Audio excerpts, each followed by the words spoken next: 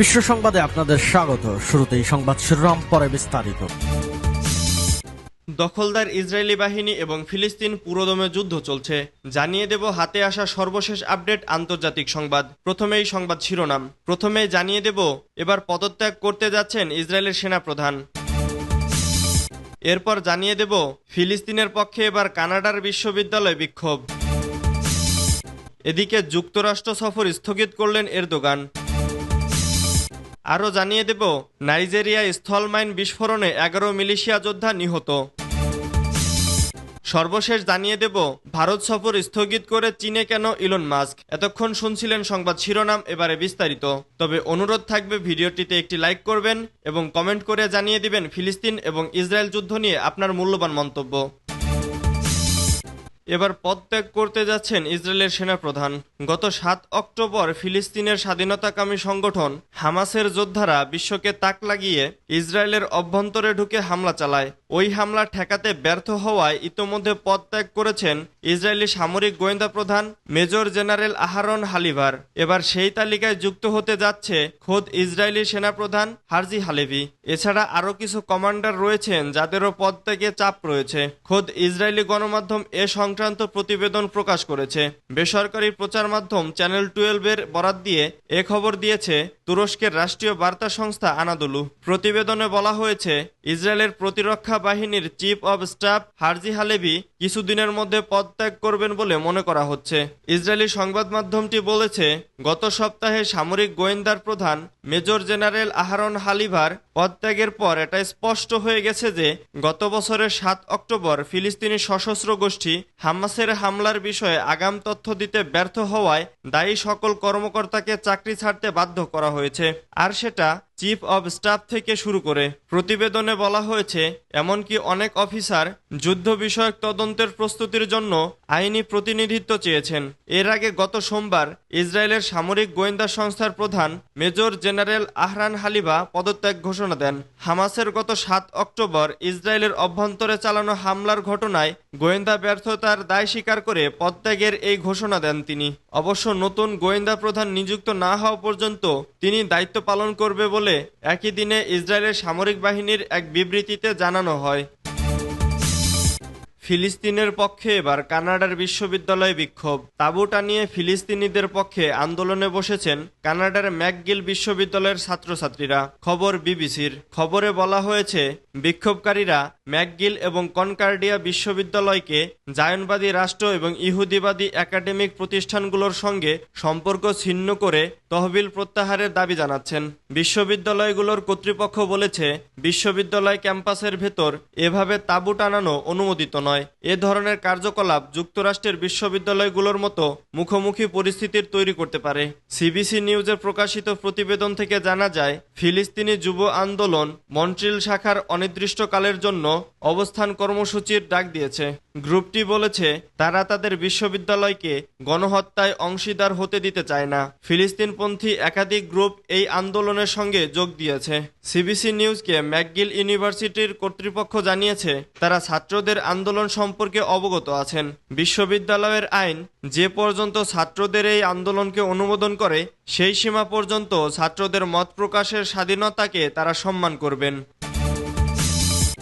যুক্তরাষ্ট্র সফর স্থগিত করলেন এরদোগান। তুরস্কের প্রেসিডেন্ট রিসেপ তাইপ এরদোগান আগামী 9 মে নির্ধারিত হোয়াইট হাউস সফর স্থগিত করেছেন। সূত্রের বরাত দিয়ে ব্লুমবার্গ জানিয়েছে প্রেসিডেন্টের সময়সূচি পরিবর্তনের ফলে এ সিদ্ধান্ত নেওয়া হয়েছে, তবে শিগগিরই নতুন তারিখ নির্ধারণ করা হবে। যুক্তরাষ্ট্র দূতাবাসের এক মুখপাত্র শুক্রবার বলেন পারস্পরিক সুবিধাজনক সময়ে এরদোগানকে স্বাগত জানাতে চায় হোয়াইট হাউস, কিন্তু আমরা এখনো সময়সূচি ঠিক করতে পারিনি। এরদোগান ও বাইডেন ইসরায়েলে যুদ্ধ, প্রতিরক্ষা সহযোগিতা এবং সন্ত্রাসবাদের বিরুদ্ধে লড়াই সহ বেশ কয়েকটি বিষয় নিয়ে আলোচনা করবেন বলে আশা করা হচ্ছে। সাম্প্রতিক বছরগুলোতে এই দুই দেশের মধ্যে সম্পর্কের অবনতি ঘটেছে। আঙ্কারা দীর্ঘদিন ধরে ফিলিস্তিন ও ইসরায়েল সংঘাতের বিষয়ে মার্কিন অবস্থানের সমালোচনা করে আসছে, বিশেষ করে নেতানিয়াহু প্রশাসনের প্রতি ওয়াশিংটনের নিঃশর্ত সমর্থন। ওই বৈঠকে যুক্তরাষ্ট্রের কাছ থেকে F-16 যুদ্ধবিমান কেনা এবং তুরস্ক ইতোমধ্যে যে জেটগুলো কিনেছে সেগুলোর আধুনিকায়ন প্রক্রিয়া নিয়েও আলোচনা হবে বলে ধারণা করা হচ্ছে। গত 4 দশক ধরে তুরস্কে হাজার হাজার মানুষকে হত্যা করা PKK সন্ত্রাসী গোষ্ঠীর সিরিয়ান শাখা YPGর প্রতি মার্কিন সমর্থনে তুরস্কের হতাশাও আলোচ্যসূচিতে থাকতে পারে। নাইজেরিয়া স্থলমাইন বিস্ফোরণে 11 মিলিশিয়া যোদ্ধা নিহত। নাইজেরিয়ার উত্তর পূর্বাঞ্চলে শনিবার স্থলমাইন বিস্ফোরণে 11 মিলিশিয়া যোদ্ধা নিহত হয়েছে। ক্যামেরুন সীমান্তবর্তী একটি মহাসড়কে তাদের গাড়ি এই স্থলমাইন বিস্ফোরণের শিকার হয়। তারা জিহাদিদের দমনে নাইজেরিয়ার সামরিক বাহিনীর পাশাপাশি কাজ করে থাকে। সামরিক বাহিনী দুটির সূত্র কথা জানিয়েছে। খবর AFPর। নাইজেরিয়ার জিহাদিরা সম্প্রতি সামরিক এবং বেসামরিক গাড়ি লক্ষ্য করে বিভিন্ন মহাসড়কে স্থলমাইন পেতে রাখার কাজ জোরদার করেছে। দেশটিতে 15 বছরেরও বেশি সময় ধরে ইসলামী বিদ্রোহ চলাকালে এক সময়ে তাদের নিয়ন্ত্রিত এলাকা থেকে বিতাড়িত হওয়ার পর তারা এখন এ পথ বেছে নিয়েছে।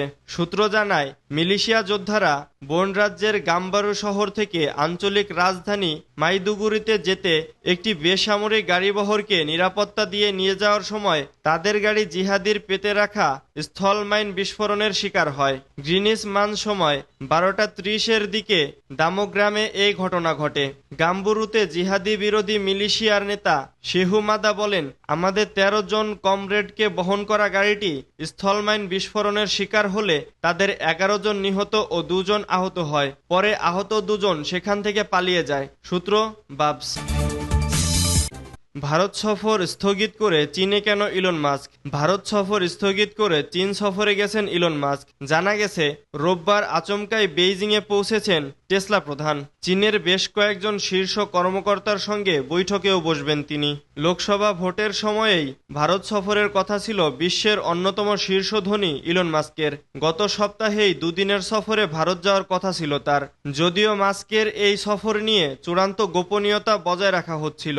বিভিন্ন সূত্রের বরাতে ভারতীয় অনেক গণমাধ্যম জানায়, প্রধানমন্ত্রী নরেন্দ্র মোদীর সঙ্গেও বৈঠকের কথা ছিল ইলন মাস্কের। কিন্তু প্রধানমন্ত্রীর দফতর বা টেসলা কোনো পক্ষই মাস্কের সফরের বিষয়টি আনুষ্ঠানিকভাবে নিশ্চিত করেনি। এর মধ্যেই হঠাৎ স্থগিত হয়ে যায় সেই সফর। ইলন মাস্ক এক্সে জানিয়েছে, দুর্ভাগ্যবশত টেসলার প্রচুর কাজ থাকায় ভারত সফর পিছিয়ে হচ্ছে, কিন্তু চলতি বছরের শেষেই ভারতে যাওয়ার ইচ্ছে আছে। এদিকে মাস্কের ভারত সফর পিছিয়ে যাওয়া নিয়ে শুরু হয়েছে রাজনৈতিক চর্চাও। কংগ্রেসের সাধারণ সম্পাদক জয়রাম রমেশ বলেন, মাস্ক নিজেও দেয়ালের লিখন পড়ে ফেলেছেন। আসলে টেসলা কর্তা এত দূর থেকে আসবেন আর এসে একজন বিদায়ী প্রধানমন্ত্রীর সঙ্গে দেখা করবেন, সেটা খুব খারাপ দেখাতো। কংগ্রেসের আরেক নেতার দাবি, মোদির হার নিশ্চিত জেনেই তার সঙ্গে সাক্ষাৎ এড়িয়ে গেছেন ইলন মাস্ক। ঘটনা যাই হোক, মাস্কের চীন সফরের খবর প্রকাশ্যে আসতেই ভারত জুড়ে বিতর্ক ছড়িয়েছে। টেসলার দ্বিতীয় বৃহত্তম বাজার হলো চীন। অনেকে বলেছেন, পুরোপুরি অটোমেটিক গাড়ির ব্যবস্থা করা নিয়ে চীনা কর্তৃপক্ষের সঙ্গে বৈঠকে বসবেন মাস্ক। তবে এই সফর একেবারে গোপন রাখা হয়েছে।